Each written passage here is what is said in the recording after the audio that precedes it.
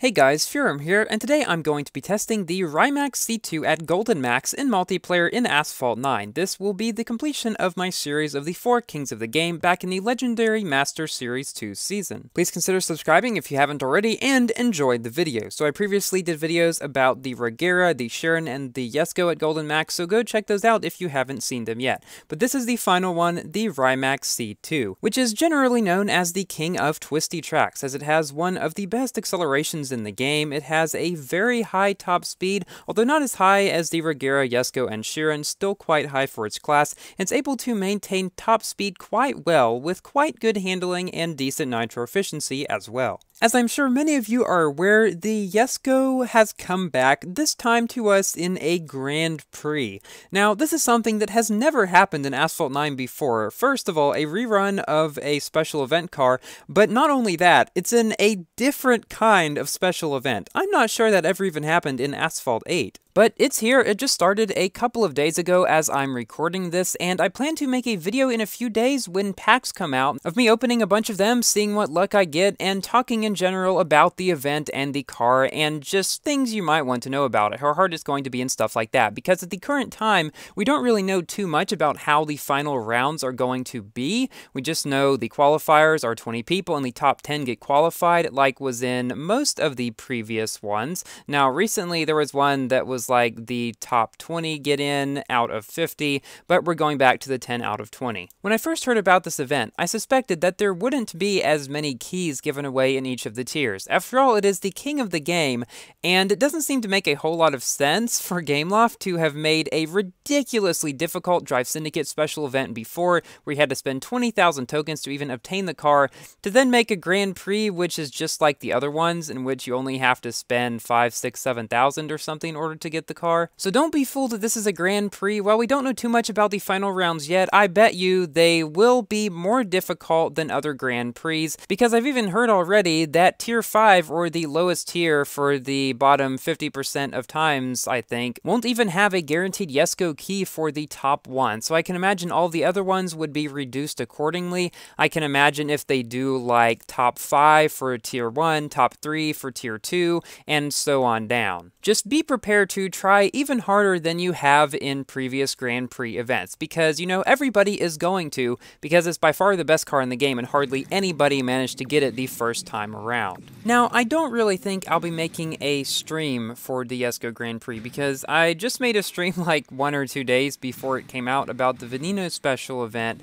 and the Grand Prix usually don't last super long, so yeah, probably won't be doing another stream all that soon. But I will be making that video opening packs and just talking in general about the event, so you can look forward to that coming hopefully within the next few days. Okay, I've said all that I can think of right now about the JESKO event, so let's get back to the Rimac, which was the main car in the other Drive Syndicate event that we've had. Both of them have been for Kings of the Game, number 1 and number 2, but it's just so funny how one of them was one of the hardest events in the game of all time, and then one of them, the Rimac, was one of the very best. Grindy, yes, but much more generous with the rewards than we've seen or really expected from Gameloft. So I'm certainly hoping that the JESKO Grand Prix is better than the Drive Syndicate event that they had for it. Now, what's interesting about this is it sets a precedent for perhaps other cars that have had previous special events coming back, but perhaps even in different special events. That will be quite interesting to see. I'm wondering, though, if this is sort of a one-off thing, because they realize, hey, not many people actually managed to get this car before, but we'll have to see. It would be cool if they do more stuff like this. Change it up every once in a while, give the same car in a different sort of way. So in this race, we're facing a JESKO and a Regera, and they go off to the left, which is a slightly faster route if you know how to do it right. I just have had many times where I've gone that way, done something a bit wrong, and it ended up being slightly slower, so that's why I usually just go this way. And in this circumstance, it ended up pretty well, because I end up ahead of them instead of behind them. But this is one track that the JESKO and Regera, honestly, for that matter, are very good at, because it's one of the more top speed oriented tracks, and tracks like Mountain Poles, which is this one, or Frozen Route, or other really straight tracks are going to be where this car kind of falters. Like, it's not going to be bad, it's still going to be good on these tracks, but it's just that those are the ones where other cars like the Regera, or the JESKO, or the Sharon are more likely so than on other tracks to beat it. And as you can see at this point, the JESKO is just ahead of us, the Regera is not too far behind, but we're coming up very close to the finish line. There were times in this season that although I know that the JESKO is a better car overall, that I actually considered using the Rimac after the JESKO, because I would normally go Regera, Sheeran, Rimac, JESKO, let them all, refuel, and then come back and do it again. Sometimes, though, I wasn't sure, because on tracks like this one, Osaka, are ones where the Rimac is going to do very well on, because its very good acceleration and better nitro efficiency than the JESKO allows it to pick up better speed and keep it around some of the corners better than that car can. So whenever I would run up against a track like this when I was in the JESKO and there were Rimacs in the race, it's when I was a little bit scared, because I knew that they could probably keep a better speed most of the way throughout the race than I could. So there is something to be said for the Rimac possibly being slightly better than the JESKO on many multiplayer tracks, but overall I still think the JESKO is going to be the one to go for if you just get random tracks every time. It's likely going to do better for you if you know how to drive it well. Now around this corner, the other Rimac knocks us down, and so we're put into second place, but then he wrecks, and we go around this corner with the JESKO right next to us, who is actually another Legions United member. We bump him, he loses a bit of speed, and thus we come into the finish line first place, even with a wreck. And there was also a Bugatti Chiron in this race, but he came in last place. Definitely the Rimac and the JESKO were the best cars to use in the season. In this race, we are facing Vin Diesel in another Rimac. Let's see if we can beat him. If you tuned into my stream or the hot dog stream this past Saturday, you might know that we had said to save your tokens and we couldn't tell you why. Well, this was the reason. The JESKO is way better than the Veneno, and I would recommend to not spend tokens on Veneno packs,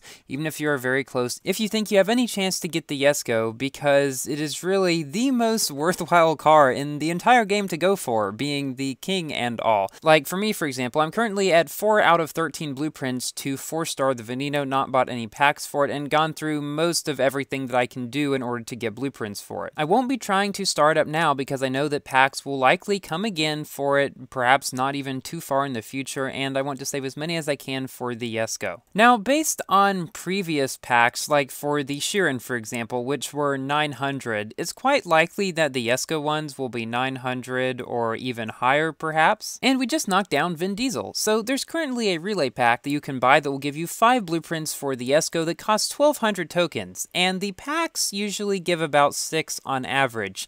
So we'll just have to see. This next race is against a Chiron and another Rimac, and here we can see that the Chiron, while I do believe it is a bit worse than the Rimac, is still definitely a force to be reckoned with. Again, I made a video about that one if you'd like to check it out as well. So in preparation of hopefully making a video in Asphalt 8 about that HTT Pleather that I never did, I've been playing a bit of multiplayer with the Mustang. And what I found kind of funny is that in a couple of the little festivals that they had recently, like for the DSE tents and then for the Formula E car, I just played multiplayer a bunch in the Mustang, and I managed to get that DSE tents and the Formula E just by festival coins that I got by playing multiplayer. So yeah, I'm not sure why they seem to make some of those festivals so ridiculously hard and some of them so easy like those. So I took a turn back there a little bit too wide, and so this Bugatti Chiron has managed to catch up to me, and we were actually neck and neck here for quite a while, but because of my better acceleration, I was able to get ahead of him there,